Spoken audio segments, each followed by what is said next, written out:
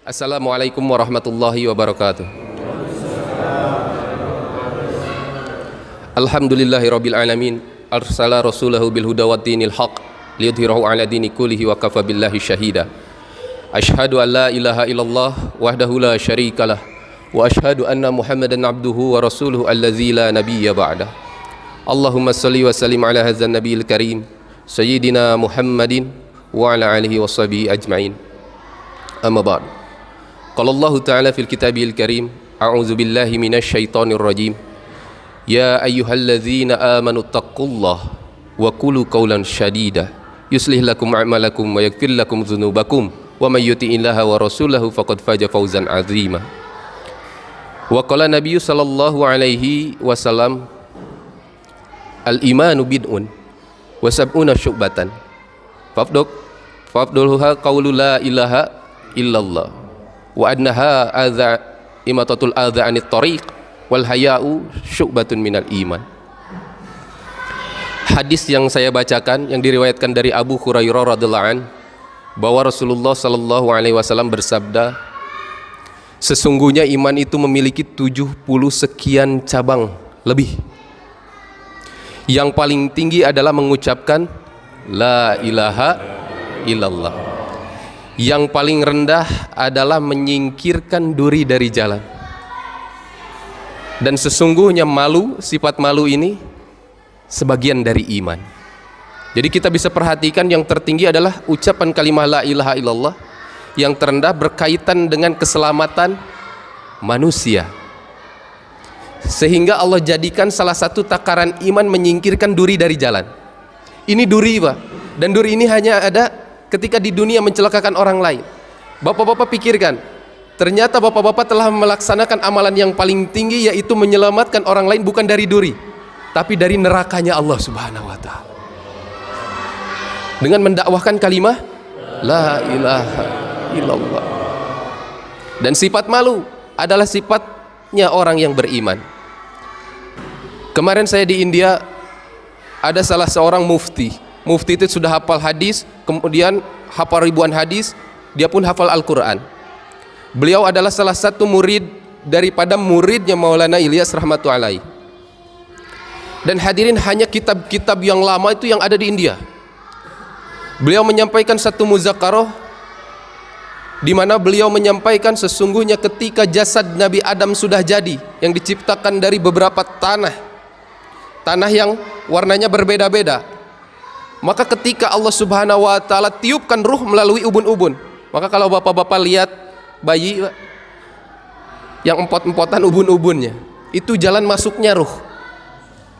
Beliau sampaikan, Ibnu Abbas radhiyallahu anhu mengatakan bahwasanya ketika ruh akan dimasukkan ke dalam jasad Nabi Adam, maka ruh bertanya 3 kali, ya Allah, apakah aku harus masuk ke tempat gelap itu? Sampai 3 kali. Maka kemudian ruh itu setelah 3 kali bertanya, maka dia masuk secara terpaksa. Ulama mengatakan, hadirin yang mulia, seandainya ruh tersebut ketika diperintahkan masuk secara sukarela, maka ketika seseorang meninggal dunia, maka ruh itu akan sukarela keluar dari tubuhnya. Tapi karena masuknya dengan terpaksa, maka hadirin, keluarnya setiap ruh dari jasad begitu dahsyat susahnya, Pak. Pernah melihat orang sakaratul maut? Masya Allah, tersiksa hadirin. Karena apa? Saking susahnya keluarnya itu ruh. Para nabi merasakan, bagaimana ada nabi yang bersaksi bahwa ketika ruh akan keluar dari tubuh seperti halnya domba yang dikuliti hidup-hidup. Ada nabi yang berkata ketika ruh keluar dari tubuh seperti sayatan pedang, lebih daripada 70-80 sayatan pedang. Ajib, Pak. Karena apa? Karena ruh masuknya secara terpaksa. Nah, hadirin yang muliakan Allah Subhanahu wa ta'ala, kemudian ketika ruh setelah masuk secara sempurna, maka yang pertama kali diucapkan oleh Nabi Adam adalah alhamdulillah. Setelah beliau bersin, beliau mengucapkan alhamdulillah atas ilham daripada Allah Subhanahu wa ta'ala. Maka Allah menjawab dengan yarhamukallah. Dan ini menjadikan salah satu syariah dalam agama kita, hakul muslimi ala muslim khamsun.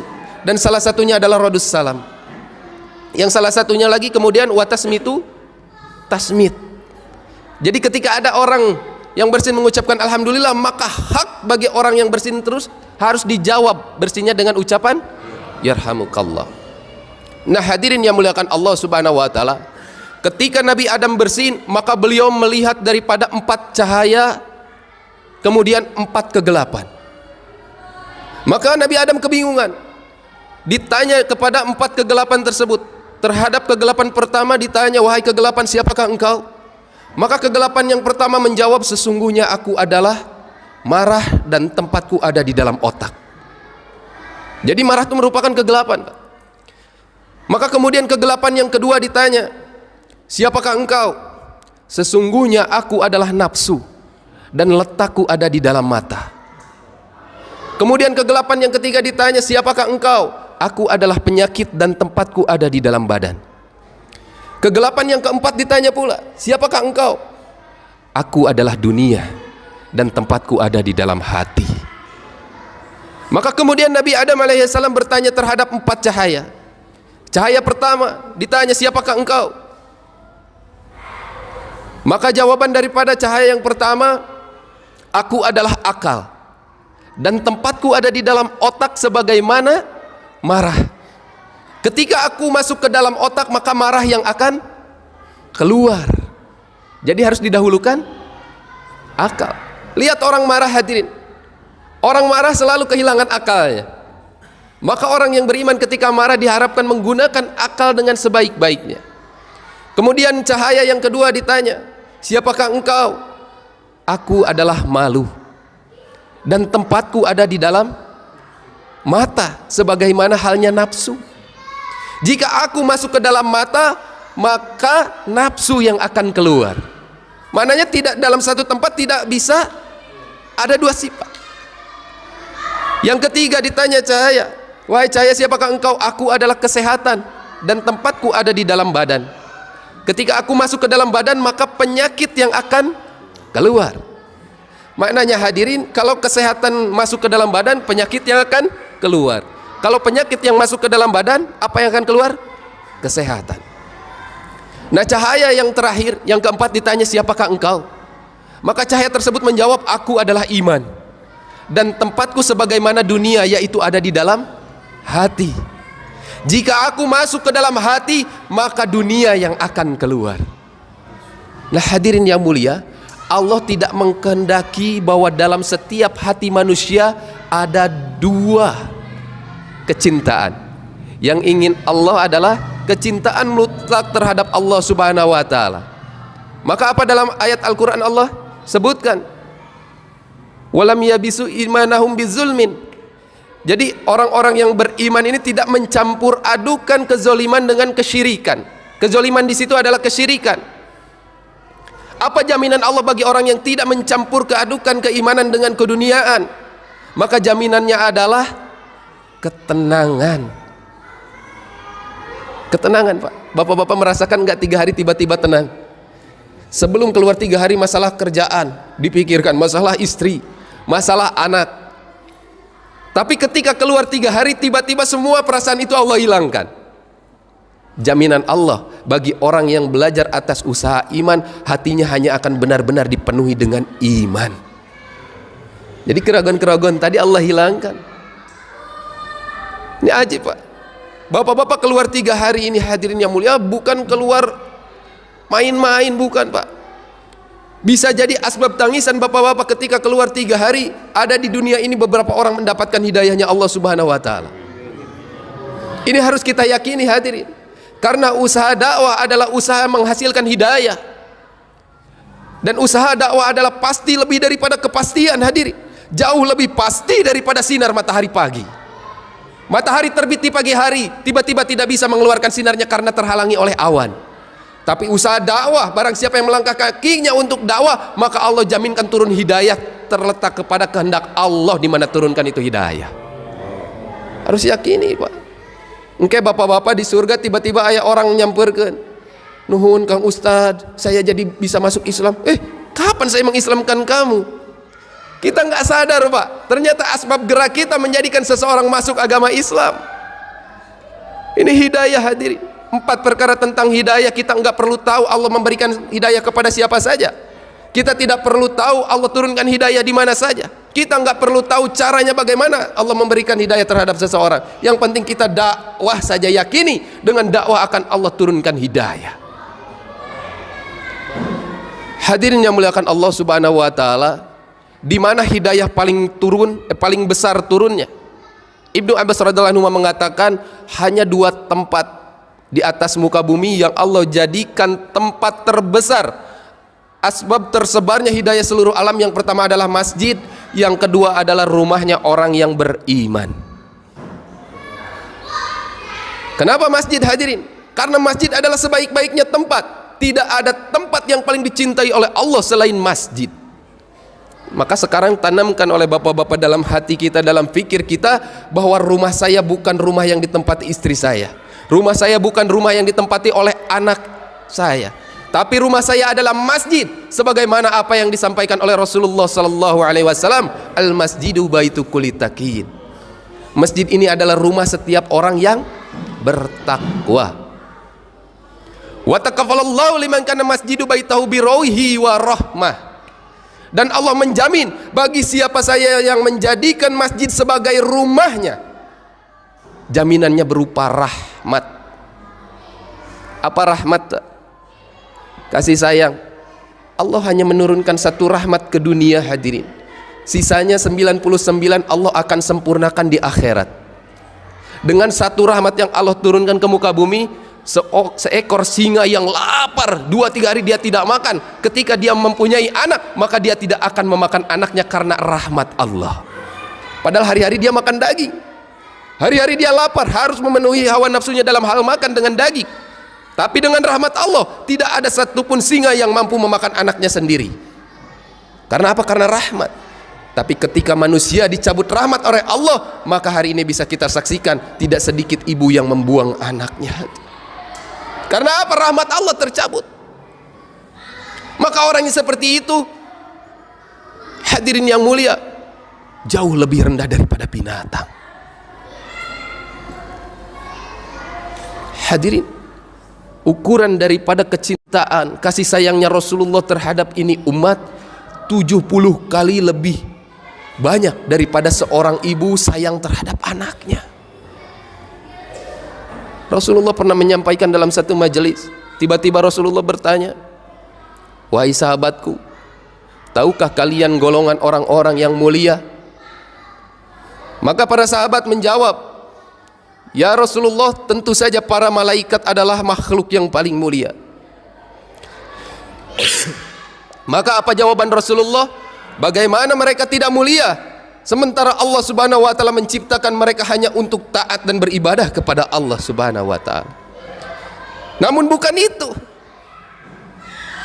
Maka para sahabat menjawab lagi, kalau begitu orang-orang yang paling mulia adalah Nabi dan Rasul, karena mereka diutus untuk menyampaikan agama terhadap manusia. Maka Rasulullah menjawab, bagaimana para Nabi dan Rasul tidak mulia? Karena memang tugasnya adalah menyampaikan risalah kebenaran dari Allah Subhanahu wa taala. Maka Rasulullah lama menundukkan kepalanya sambil meneteskan air mata. Hadirin yang mulia, ternyata yang disampaikan oleh Rasulullah, tahukah kalian bahwa golongan yang mulia itu adalah umatku yang jauh lahir daripada zamanku. Dia tidak pernah melihatku dengan matanya, tapi mereka beriman kepada aku. Bapak-bapak, Pak, antum-antum Pak, semuanya, antum-antum bisa nangis karena sunnah Pak. Antum-antum sebenarnya yang dirindukan oleh Rasulullah, dan ini yang membuat Abu Bakar cemburu hadirin. Sampai Rasulullah mengatakan, tuba, sungguh beruntung liman amanabi, orang yang beriman kepadaku, waroni marotan. Beliau mengucapkannya 1 kali. Tapi Rasulullah tidak berhenti sampai di situ. Beliau mengatakan sampai 7 kali, tuba, tuba, tuba, tuba, sampai 7 kali. Sungguh beruntung, beruntung, beruntung, beruntung. Liman amanabi, orang yang beriman kepadaku namun matanya tidak pernah melihatku. Ajib. Wadidtu ani lakitu ikhwani. Aku rindu terhadap saudaraku, kata Nabi. Maka para sahabat hari itu cemburu dan bertanya, ya Rasulullah, kami saudaramu. Awalaisa nahnu ihwanuk, bukankah kami saudaramu? Lah, kata Nabi, bukan. Saudaraku adalah orang yang beriman kepadaku, namun mereka tidak pernah ada kesempatan berjumpa dan melihatku. Hadirin, bapak-bapak harus yakin, Pak. Ulama kita mengatakan satu orang menghidupkan sunnah Nabi, maka hari ini Rasulullah tersenyum-senyum. Hadir. Berapa banyak orang hari ini yang meninggalkan sunnah, Pak? Datang sholat Jumat pakai lepis, Pak. Datang sholat Jumat tidak menggunakan penutup kepala. Hadir. Tidak ada yang mengingatkan. Sementara Rasulullah rindu terhadapnya. Hadir. Tapi asbab bapak-bapak keluar 3 hari, bapak-bapak mengenal sunnah, maka Allah tanamkan sifat ingin menyampaikan terhadap orang yang belum tahu. Asbab siapa, Pak? Asbab risau Nabi. Nabi itu nggak pernah memikirkan dirinya sendiri, hadirin. Bahkan sampai di sakaratul mautnya, apa yang terucap dari lisannya kecuali umat, hadirin. Hari ini orang banyak lupa terhadap umat, hadirin. Lebih banyak berhajat terhadap keinginan diri sendiri, terhadap harta, memperbanyak harta, menumpuk-numpuk harta, hadirin. Padahal kita tahu bahwa dunia hanyalah seperti bangkai, hadirin. Kenikmatan dunia tidaklah lain seperti jarak daripada lidah sampai ke tenggorokan, gak ada lagi. Rasulullah jauh memikirkan hal itu, hadirin. Bagaimana setiap umatnya masuk daripada surganya Allah, hadirin. Nah, maka bapak-bapak hadirin yang mulia, belajar 3 harinya ini kita punya tugas khusus. Apa tugas khususnya? Menghidupkan amal masjid. Untuk apa? Dijadikan masjid kita sebagai asbab hidayah dalam sekitar tetangga-tetangga kita. Meluangkan waktu untuk masjid. 1 bulan bapak-bapak mengorbankan waktu 3 hari. Tapi untuk meluangkan waktu setiap harinya bapak-bapak hanya dituntut 2,5 jam saja, Pak. Kenapa harus seperti itu, Kang Yuri? Apa yang dilakukan oleh Rasulullah ketika hijrah, hadirin? 13 tahun Rasulullah mendakwahkan iman di kota Mekah. Ketika hijrah, apa yang beliau lakukan? Yang pertama Rasulullah lakukan adalah membangun masjid. Dan ini menjadi tugas-tugas kita, hadirin yang mulia. Tapi tong salah paham. Bapak pulang 3 hari tiba-tiba membangun masjid di sebelah masjid. Nanti orang salah paham, Pak. Maksudnya membangun masjid, sekarang kita bersyukur masjid sudah banyak. Tapi maksud daripada membangun masjid, kita mewarnai lingkungan masjid dengan amal-amal agama, hadirin. Mungkin masjid kita cuma hidup sholat berjamaah, maka kita tambah dengan taklim. Mungkin taklimnya sudah hidup seminggu sekali dengan ustadznya, kita buat taklim harian dengan fadilah-fadilah amal.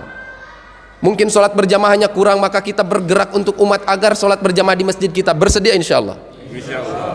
Membangun masjid dengan mewarnai lingkungan masjid dengan amal-amal agama. Yang kedua yang Rasulullah lakukan adalah menghidupkan masjid dengan 4 amalan. Dakwah ilallah, ta'lim wa ta'alum, zikir ibadah, dan khidmat. Nah, bapak-bapak meluangkan waktu, belum sanggup 2,5 jam, maka bapak-bapak luangkan setiap hari 1/2 jam saja. Tapi niatkannya 2,5 jam. Untuk mengawalinya 1/2 jam. Buat amalan khusus di masjid kita dengan amalan apa saja yang bapak-bapak bisa lakukan. Mau baca Al-Quran, mau taklim, dengan niat dihadiahkan semuanya untuk umat. Barang siapa yang menghadiahkan amalan untuk umat, maka Allah akan cukupi daripada keinginan-keinginannya. 1/2 jam berat nggak, Pak? Enggak. Cari waktu khusus di mana bapak-bapak enggak sibuk. Luangkan waktu 1/2 jam. Saya akan baca Al-Quran 1/2 jam, niatkan untuk umat, berikan kepada umat, apalagi terhadap orang-orang yang kita benci, orang-orang yang pernah membenci kita, berikan daripada amalan-amalan kita. 1/2 jam saja, Pak. Hari ini kita sudah terbiasa memberikan waktu sisa untuk Allah. Sibuk kerja, sholat diakhir-akhirkan, dengan perasaan saya bangga sudah sholat, padahal hakikatnya dia telah memberikan waktu sisa kepada Allah. Dia membaca Al-Quran setiap hari, tapi membaca Al-Qurannya karena atas keinginan hawa nafsunya. Ada waktu luang dia buka mushaf Al-Quran, tidak ada waktu luang dia tidak membuka Al-Quran. Waktunya hanya sesuai keinginannya. Maka orang yang seperti ini bagus, tapi dia memberikan waktu sisa kepada Allah. Maka orang yang paling baik adalah menistiqomahkan waktu sebagaimana istiqomahnya dia sholat. Dia punya niat dalam hatinya, saya akan membaca Al-Quran setiap hari setelah selesai sholat. Saya niat ya Allah 5 ayat setiap hari. Melatih diri kita berjanji kepada Allah, walaupun apapun yang terjadi, ketika saya membaca Al-Quran, dunia datang, saya akan tolak, saya akan utamakan ini. Maka orang yang seperti ini yang akan diistiqomahkan dalam satu amalan. Jadi jangan pernah terbiasa memberikan waktu sisa buat Allah. Mujahadah hadirin. Maka begitupun meluangkan waktu untuk masjid. Cari waktu yang tidak terganggu dengan kegiatan-kegiatan kita. Khususkan semuanya untuk agama. Bersedia insya Allah. Nah hadirin yang muliakan Allah subhanahu wa ta'ala, apa jaminan bagi orang yang menghidupkan amal-amal masjid? Yang pertama, rezekinya datang dari arah yang tidak disangka-sangka. Orang yang beriman hadirin menggunakan akalnya untuk melihat kebesaran Allah. Orang kafir menggunakan akalnya untuk melihat kebesaran dunia. Orang yang beriman menggunakan akalnya, 1 ditambah 1 bukan 2, 1 dikurangi 1 bukan 0. Tapi orang yang beriman ketika melihat hitungan 1 dikurangi 1, maka dia jawab 10. Saya punya 1 uang 10.000, saya berikan, sedekahkan, maka saya akan mendapatkan jaminan 10 kali lipat dari Allah. Biasakan seperti itu hadirin. Menafikan, membohongkan apa yang kita lihat dan meyakini daripada apa yang dikabarkan oleh Rasulullah sallallahu alaihi wasallam. Karena syarat orang yang beriman adalah meyakini daripada yang gaib. Nah hadirin yang mulia, buat amalan-amalan tadi. Kemudian dibalik, nanti setelah kita pulang, terlebih dahulukan daripada akhlak, Pak. Saya titip kepada teman-teman yang sudah ikut usaha ini, jangan fanatik, Pak. Fanatik terhadap agama boleh hadirin. Jangan fanatik terhadap orang lain untuk memaksakan mereka mengamalkan agama. Jangan membenci orang yang maksiat. Orang yang diterima amal dakwahnya hadirin, hatinya bukan membenci orang yang maksiat, melainkan pandangannya Allah akan buat lembut terhadap ahli maksiat. Maka hatinya penuh kerisauan, ya Allah, bagaimana teman saya yang masih mabuk lepas dari mabuknya. Bukan membenci dengan mengkafirkan, membuat dirinya seakan-akan ahli neraka, bukan, Pak. Sempurnanya iman seseorang hadirin adalah sebagaimana akhlaknya. Orang lain nggak tahu, Pak, kita tahajud malam tadi. Orang lain nggak tahu kegiatan kita 3 hari. Tapi ketika kita pulang, yang dilihat orang lain adalah akhlaknya. Maka bapak-bapak perlihatkan akhlak yang baik. Jangan sampai kita pulang 3 hari kita menjadi momok yang menakutkan di keluarga kita, terutama di istri kita, Pak. Apa ini suami saya keluar 3 hari jadi kasar seperti ini? Apa ini anak saya keluar 3 hari jadi membangkang seakan-akan sudah paham dengan agama? Perlihatkan akhlak yang baik hadirin. Yang sudah punya istri, bapak-bapak pulang ke rumah, ini dengarkan, Pak. Takaran iman sampai disejajarkan dengan perlakuan yang baik terhadap wanita hadirin. Akmalul mu'minin, sempurnanya iman seseorang. Ternyata letaknya apa hadirin yang mulia? Yang paling baik akhlaknya, kata Nabi. Dan Nabi katakan sebaik-baiknya kalian adalah orang yang paling baik terhadap istrinya. Itu dalam satu hadis rangkaian seperti itu hadirin. Maka nanti bapak-bapak pulang menjadi orang yang lebih lembut terhadap istri. Uang yang ada di saku kita gunakan, Pak. Cari anggur yang terbaik, cari buah yang terbaik. Ulang momen-momen jahiliyah pacaran kita dulu hadirin. Sempurnakan dalam kehidupan pernikahan, buat lagi masa pacaran hadirin. Wah, saya punya nyisanya ini cuma 2.000, tapi cukup untuk 2 butir anggur. Pulang beli anggur. Assalamualaikum. Pulang ke rumah jangan langsung ke rumah. Sunnahnya adalah datang kepada masjid, sholat sunnah tahiyatul masjid, doakan dulu umat, baru pulang ke rumah. Bersedia insya Allah? Jangan langsung masuk rumah, gunakan adab rumah. Assalamualaikum, sholawat dulu. Jangan langsung masuk. Ketika istri sudah menjawab baru nanti terkesan, Masya Allah, apa yang berubah terhadap suami saya? Maka ketika berhadapan dengan istri, luapkan kerinduan selama 3 hari terhadap istri. Ambil tangannya, cium keningnya, minta maaf. Mungkin selama ini kita terlalu banyak kepada dosa terhadap istri kita. Mungkin kita sering membentaknya. Mungkin selama ini kita tidak pernah jadi contoh yang baik. Wahai istriku, maafin saya. Selama perkawinan kita saya belum pernah membahagiakan kamu. Saya sering memberikan beban, memberatkan lagi dengan anak, tidak pernah mencukupi daripada nafkah. Maafkan saya. Saya demi Allah berjanji akan menjadi suami yang jauh lebih baik hari ini. Izinkan saya membuat sesuatu yang romantis, sebagaimana Rasulullah romantisnya dengan Aisyah. Apa-apaan sih ini? Apa-apaan sih? Walaupun canggung paksa. Perintahkan buka mulutnya, maka suapin dengan anggur tadi. Maka kelembutan tangan antum hadirin bersamaan masuknya satu butir anggur akan menjadi asbab hidayah terhadap istri kita. Apalagi kalau setiap hari nyuapin istri. Ambil pekerjaan apa yang paling berat dilakukan oleh istri. Kita nggak biasa cuci baju, pulang nanti biasakan cuci baju. Kalau nggak sanggup mencucikan semuanya, cuci untuk kita sendiri. Mah, tangan mama itu terlalu kasar karena sering lama nyuci. Ini gara-gara papa, gara-gara ayah nggak pernah mencucikan baju, tangan mama jadi kasar. Tapi ini tangan yang akan menjadi saksi di akhiratnya Allah. Izinkan sekarang tangan saya sama-sama kapalan seperti tangan mama. Ambil semua pekerjaan. Kira-kira istri senang nggak, Pak? Senang. Perlakukan istri dengan mulia.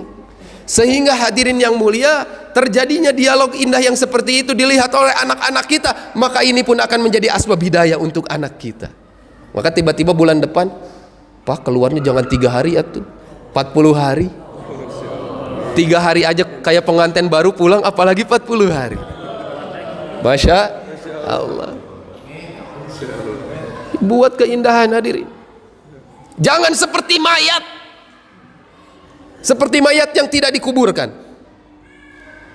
1-2 hari, biasa saja. Lebih dari 3 hari wujudnya mulai berubah, mulai mengembang. Itu mayat yang corona, Pak, kalau nggak dikuburkan wujudnya menakutkan setelah 3-4 hari. 1 minggu tidak dikuburkan maka akan mengeluarkan bau busuk dan belatung-belatung akan keluar. Mulai telinganya copot, hidungnya copot, matanya keluar, menjadi racun daripada orang-orang yang sekitarnya. Kalau akhlak kita buruk, nggak jauh kita sama mayat, Pak. Akan jadi menakutkan di keluarga kita, akan jadi menakutkan di tetangga kita. Jangan. Begitu pula nanti bapak-bapak, jadi seakan-akan tawon, Pak. Jadi tawon itu kalau pindah kemana-mana selalu membawa kebaikan, hadirin. Kalau tawon, hadirin, disediakan jutaan sampah, dalam tempat itu ada satu saja bunga yang tumbuh, maka tawon hanya akan menghampiri satu bunga, hadirin. Tapi kalau bapak-bapak jadi lalat, walaupun lalat diberikan jutaan taman bunga, di taman tersebut ada satu tong sampah, maka lalat hanya akan menghampiri daripada sampah. Mau jadi tawon, mau jadi lalat? Tawon. Tetangga kita buruk, kiri kanan buruk, tetap kita menjadi tawon datang, menyebarkan kebaikan-kebaikan.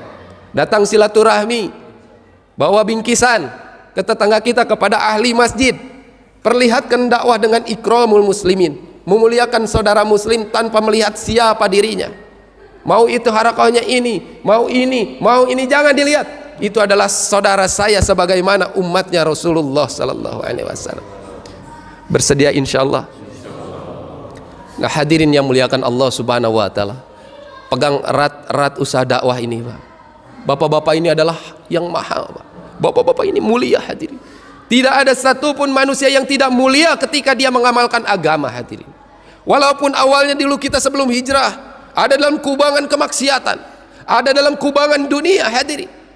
Tapi antum tetap mulia. Sebagaimana permata yang jatuh kepada kotoran, maka dia tetap akan menjadi permata, bukan kotoran. Allah angkat dengan asbab keluarnya 3 hari, maka permata akan tetap menjadi permata. Bapak-bapak mulia, mahal. Pegang usaha dakwah ini erat-erat. Bersedia insyaallah? Jangan sampai masalah ibadah mendahului pentingnya daripada dakwah. Oh, teu bisa tuh ibadah heula. Sebelum sholat, dakwah heula, sholat heula. Dakwah dulu, makanya ada azan. Sebelum zakat fitrah, ada dakwah dulu atau langsung zakat? Dakwah dulu, dikasih tahu syariahnya semuanya. Maka tanamkan yang terpenting dalam diri kita sebelum halnya kita melaksanakan ibadah, dakwah. Bersedia insyaallah?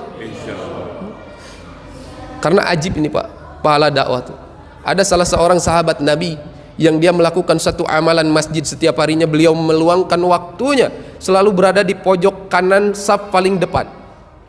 Dan ternyata hadirin yang mulia, ketika para sahabat berlomba-lomba mendekatkan rumahnya kepada Masjid Nabawi, hari itu dia justru menjauhkan rumahnya daripada Masjid Nabawi. Terdengar kabarnya kepada Rasulullah, maka disampaikan ada seorang sahabat menjauhkan rumahnya daripada masjid. Panggil oleh Nabi, kenapa engkau menjauhkan rumahmu daripada masjid? Maka sesungguhnya ya Rasulullah, aku telah mendengar hadis daripada engkau bahwasanya setiap langkah ke masjid Allah akan memperhitungkannya. Maka aku membuat rumah yang paling jauh. Dalam satu riwayat mendekati pintu gerbang Madinah, jadi paling jauh, paling ujung. Untuk datang ke masjid dia membutuhkan waktu 3 jam sebelum sholat dimulai. Ini masalah sholat Pak. Bapak-bapak sekarang jadi da'i, untuk sholat jangan mendengar dulu azan, sebelum azan sudah jalan ke masjid. Ini sahabat hadirin yang mulia, 3 jam sudah ada di saf paling depan, di pojok paling kanan. Bapak bayangkan ketika sholat subuh dia datang jam berapa ke masjid? Kalau perjalanannya 3 jam. Sehingga Rasulullah selalu rindu hadirin. Namun tiba-tiba ketika satu majelis, sahabat tersebut tidak ada di saf paling depan. Para sahabat hari itu tidak ada yang faham, tidak ada yang risau terhadap salah satu sahabat yang tidak ada. Ini pentingnya ketika kita menjadi imam, bukan hanya memimpin sholat berjamaah, tapi sebelum dan sesudah sholat berjamaah, kewajiban imam adalah memperhatikan makmumnya. Maknanya bapak-bapak pulang akan menjadi imam di rumah tangga, dan di masjid pun suatu saat ketika diperintahkan jadi imam harus mau, maka perhatikan setiap makmumnya. Maka Rasulullah waktu itu bertanya, kemana salah seorang sahabatku? Para sahabat menjawab tidak tahu. Setelah sholat subuh dilakukan, maka ditanya lagi oleh sahabat, adakah yang tahu rumahnya? Beberapa sahabat tahu, maka diantarkan. Rasulullah dan para sahabat melakukan perjalanan 3 jam sampai tiba ke rumahnya ketika waktu duha. Maka ketika datang ke rumahnya disampaikan salam, ada seorang istri yang menjawab dengan suara yang tegar, Waalaikumsalam, dan itu tahu adalah yang datang Rasulullah. Kemudian hadirin yang mulia, seakan-akan perempuan tersebut ingin memberikan sesuatu kabar yang aneh yang dia lihat terhadap suaminya. Maka dia bertanya, benarkah engkau istrinya salah seorang sahabatku? Benar. Kenapa suamimu tidak datang ketika sholat subuh? Ya Rasulullah, tadi pagi suamiku telah meninggal. Lihat keadaan wanita yang beriman, dia tegar menghadapi itu. Biasa saja, walaupun dalam keadaan bersedih, dia bisa seperti itu. Suamiku sudah meninggal, namun ya Rasulullah, aku melihat pemandangan yang tidak biasa atas suamiku ketika akan meninggal. Rasulullah paham apa yang akan disampaikannya, namun ini pelajaran bagi para sahabat yang mengikuti Nabi. Maka disampaikan apa yang terjadi ketika sakaratul maut suamimu. Maka istri dari salah seorang sahabat tadi mengatakan, sesungguhnya ketika beliau sebelum mengucapkan la ilaha illallah Muhammadur Rasulullah, beliau mengucapkan, kenapa tidak yang jauh? Kenapa tidak yang jauh? Kenapa tidak yang jauh? Dengan perasaan yang seakan-akan menyesal, beliau mengucapkan. Kemudian diikuti perkataan yang kedua, kenapa saya tidak berikan yang baru? Kenapa tidak yang baru? Kenapa tidak yang baru? Kemudian beliau pun mengatakan, kenapa tidak semuanya? Kenapa tidak semuanya? Kenapa tidak semuanya? Rasulullah paham. Maka Rasulullah menyampaikan, sesungguhnya sahabatku, Allah buka hijabnya di sakaratul maut, Allah tampakkan di mana posisi surga dia dan di mana letak dirinya. Jadi diperlihatkan surganya, Pak. Ketika suamimu berkata kenapa tidak yang jauh, karena Allah lihatkan setiap langkah pahalanya menuju masjid. Jadi setiap langkahnya Allah tampakkan pahalanya, sehingga orang di sakaratul maut dia menyesal, kenapa langkah saya tidak lebih jauh, kenapa rumah saya tidak lebih jauh lagi, ternyata pahalanya besar sekali. Ini orang sudah di dalam surga tapi lebih menyesal lagi, hadirin. Maka yang kedua, kenapa tidak yang baru? Ternyata sahabat tersebut ketika akan sholat subuh dalam keadaan dingin, dia menggunakan dua pakaian. Satu pakaian yang baru di dalam, pakaian yang lama dia gunakan di luar. Bertemu seseorang yang kedinginan, dia berikan pakaian yang lama. Ternyata di sakaratul maut Allah tampakkan pahala pakaian yang lama yang diberikan begitu besarnya. Maka dia menyesal, kenapa saya tidak berikan yang baru, yang baru, yang baru. Pahalanya Allah tampakkan dan letak surganya Allah tampakkan, hadir. Kemudian yang ketiga, kenapa tidak semuanya? Pernah ada satu orang yang lapar, datang meminta kepadanya ketika dia sarapan, dia hanya membelahkan sepotong roti. Maka dia menyesal, kenapa saya tidak berikan semuanya, semuanya, semuanya. Nah hadirin yang mulia, maknanya ulama kita sampaikan, ini pahala ibadah Allah tampakkan seperti itu, Pak. Kenapa hari itu tidak ditampakkan pahala dakwah? Karena akan tidak kuat, Pak, saking besarnya pahala dakwah. Maka bapak-bapak harus benar-benar Pak dalam dakwah. Bersedia insya Allah? Sekarang bapak-bapak ini bukan lagi da'i-da'i biasa, Pak. Tapi sebagaimana Rasul sudah menjadi utusan-utusan. Karena di mana tidak ada lagi nabi yang akan turun hadirin di akhir zaman, melainkan tugas kenabian ada di pundak bapak-bapak semuanya. Hidupkan amal masjid, dakwah dengan akhlak. Yang terakhir hadirin yang mulia, segala sesuatu kita dalam beramal harus punya ilmu, harus punya guru. Begitu pula dalam usaha dakwah. Dalam madhab, dalam manhaj, kita sudah punya imam, Pak. Dengan 4 imam besar, siapapun bapak-bapak yang ikuti, maka Allah akan berikan, mereka akan berhujah kelak di hari kiamat atas ibadah yang kita lakukan.